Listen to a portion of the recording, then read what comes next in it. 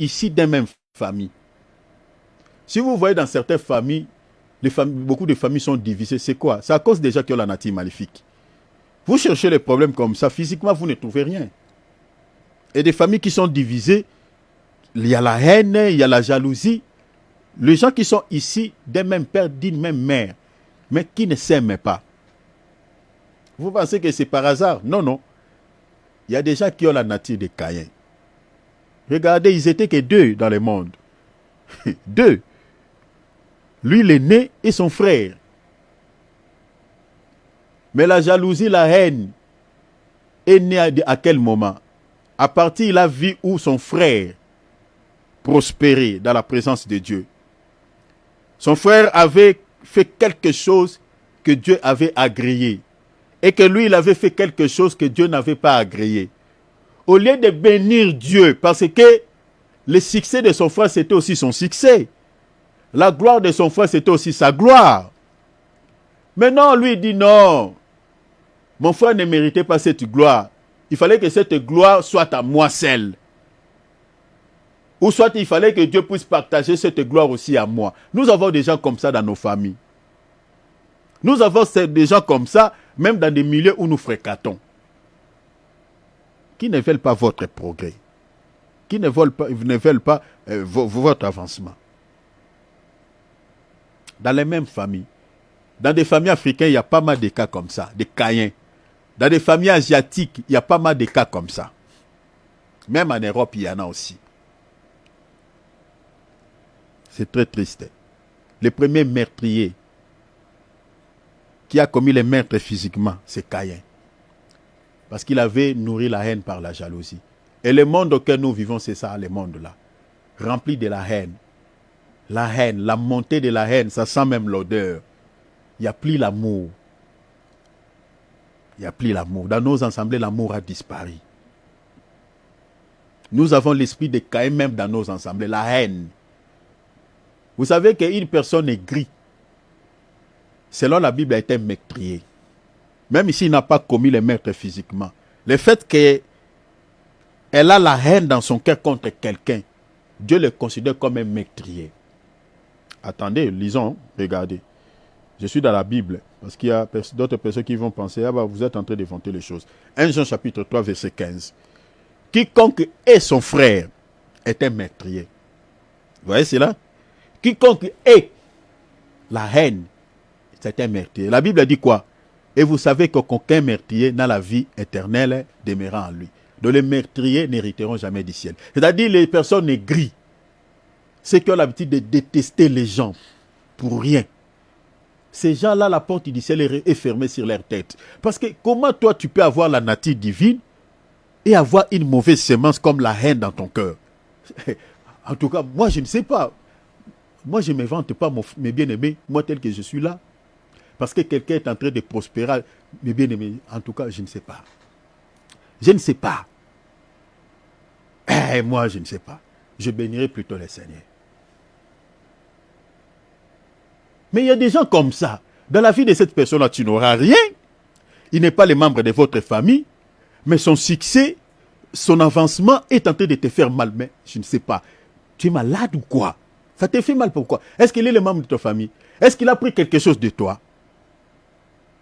Mais là, de telles personnes, la majorité, il y a des exceptions, je dis toujours, mais la majorité des personnes qui détestent des gens comme ça, des personnes aînées, des personnes aigries, souvent, ce sont des gens qui ont la sémence maléfique. Maléfique. Mais bien aimé, ne joue pas avec la haine. Une haine nourrie par la jalousie, mais bien aimé, ça peut aller jusqu'au meurtre, physiquement, comme Caïn avait fait. Ça peut aller jusqu'au meurtre. Et pour cela, la Bible considère une personne qui a de la haine dans son cœur. C'est un meurtrier. Pourquoi certains sorciers tuent les gens, de ceux qui pratiquent la magie noire? C'est souvent par la haine. Ils voient seulement la personne là, voilà, il progresse dans la vie. S'il est pauvre, bon. Mais quand on voit seulement que voilà, il est heureux, il a voilà, une belle femme, et voilà, ils ont un bon travail, elle a un bon mari, voilà. Maintenant, ceux qui sont dans la main, bon, il faut les faire du mal. Parce que sa bénédiction nous fait mal. la haine. Les sorciers tuent souvent par la haine. Tu es enfant de Dieu. Il ne faut pas avoir l'habitude de détester les gens. Non, tu es enfant de Dieu. Nous, les enfants de Dieu, nous manifestons l'amour. Nous combattons la haine par l'amour. Jésus a dit aux enfants d'Israël, vous avez appris qu'il a été dit que tu aimeras ton prochain et tu haïras ton ennemi. Je suis dans Matthieu chapitre 5, verset 43, 44 et 45. Mais Jésus dit, moi je vous dis, tu aimeras ton ennemi. Même vos ennemis, il faut l'aimer. Nous les enfants de Dieu, c'est ça notre nature. L'amour. L'amour, je ne dis pas qu'il faut se laisser entre les mains de celui qui te fait le mal. Non, ce n'est pas ça l'amour.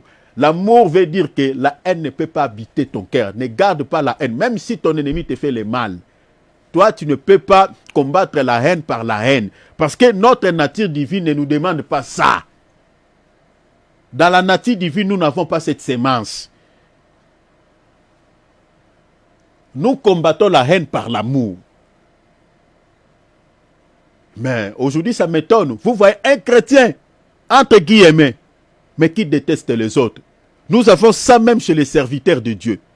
Ah, parce que vous ne partagez pas les mêmes convictions spirituelles, ah, parce qu'il est musulman, ah, parce qu'il est bouddhiste, ah, parce qu'il est ceci, et vous êtes en train de détester. Et toi, tu es quel chrétien? Tu es quelle sémence? Nous aimons tout le monde. Que ce soit les homosexuels, nous l'aimons. Nous l'aimons. Parce que notre nature divine, c'est l'amour. Nous combattons la haine par l'amour. Alors faisons attention. Faisons attention. Il y a des gens qui ont la sémence des cailles. Je vais m'arrêter ici. Donc, je me demande toujours, bien aimé, de quelle nature sommes-nous? Ou de quelle nature que es-tu?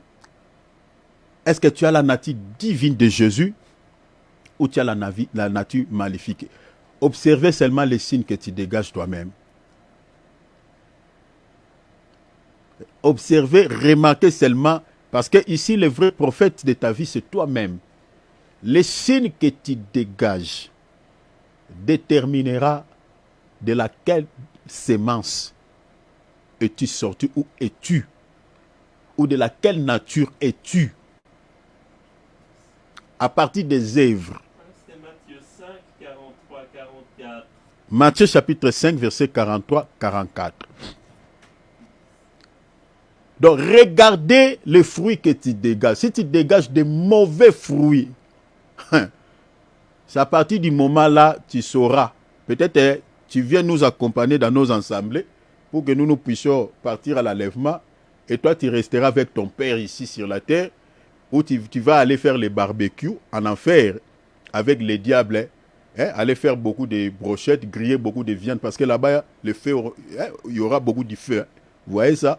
Donc, le feu sera permanent et vous pouvez bien cuire voilà, certaines choses. Donc, faisons attention. Si tu as des mauvais fruits, si du moins tu as la nature divine de Jésus-Christ, fais tout de pouvoir manifester cette nature. Parce que le message que je viens d'annoncer là, c'est toute une sémence. C'est la sémence du blé. C'est ça Jésus. Jésus dit quoi? Mes brebis entendent ma voix et fait quoi? Et me suivent. C'est ça la nature divine. Si tu es la brebis du Seigneur, tu étais en errance, tu étais dans l'égarement. Lorsque tu attends la parole, tu ne peux plus continuer à marcher en errance. Tu dois retourner dans la bergerie. Mais si tu écoutes la parole, tu ne veux pas changer ton cœur. Pose-toi la question si tu as la nature divine de Jésus ou de l'autre. Nous allons prier. Ouvrons nos micros.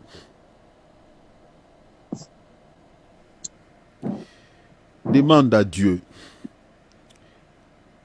Si le Seigneur t'a parlé, demande-lui.